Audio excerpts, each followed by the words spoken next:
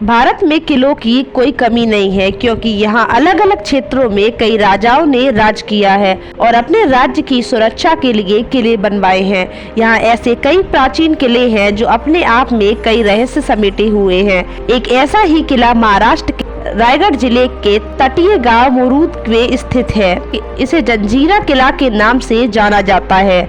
समुद्र तल से 90 फीट की ऊंचाई पर बने इस किले की खासियत ये है कि यह 20 समुद्र अरब सागर में बना हुआ है।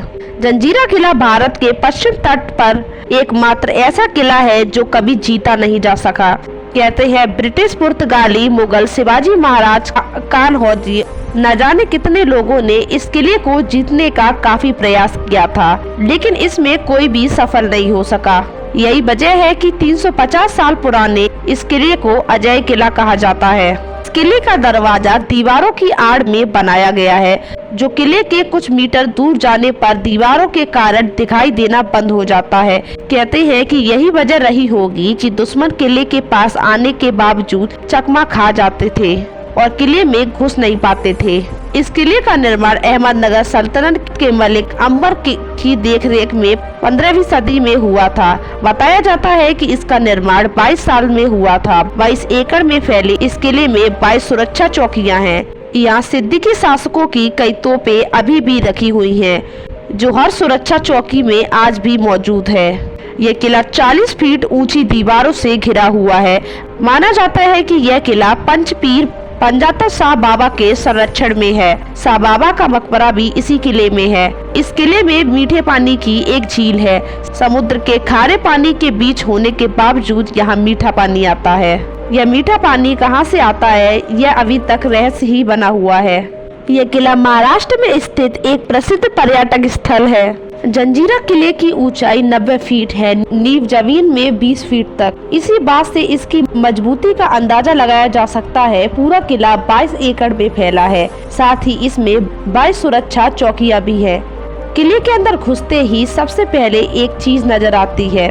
किले के अंदर ही बीचों बीच एक छोटी पहाड़ी है, जिसकी ऊंचाई करीब 80 मीटर है। इस पर खड़े होकर आप पूरे किले को देख सकते हैं। इस किले की सबसे प्राचीन चीज है इसके अंदर बनी हुई एक झील, जिसमें मीठा पानी आता है। किले के पत्थरों को मजबूती के साथ एक एक बांधने के लिए रेत, चूना पत्थर, गुड़ और पिघले हुए शीशे का इस्तेमाल किया गया है।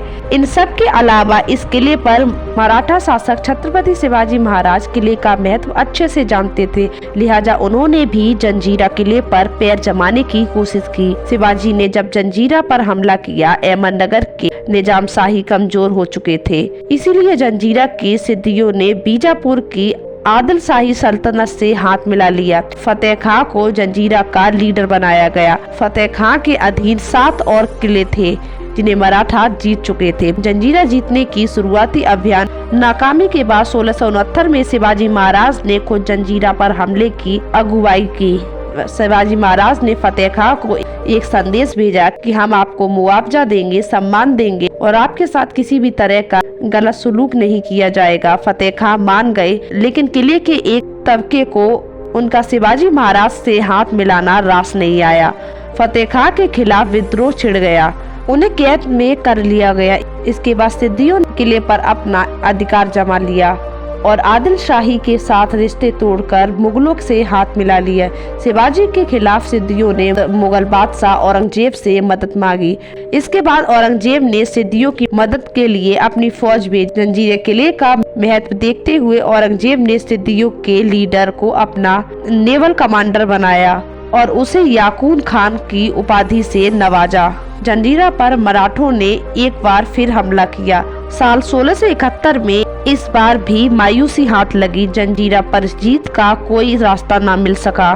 शिवाजी महाराज के बाद उनके बेटे संभाजी महाराज ने भी जंजीरा को जीतने की कोशिश की। 1682 में उन्होंने समुद्र में पुल बनाने की कोशिश की, लेकिन इसी बीच मुगलों ने रायगढ़ पर हमला कर दिया। इसके चलते संभाजी को जंजीरा छोड़कर रायगढ़ की सुरक्षा के लिए वापस लौटना पड़ा और जंजीरा पर हमले की आखिरी कोशिश भी नाकाम हुई।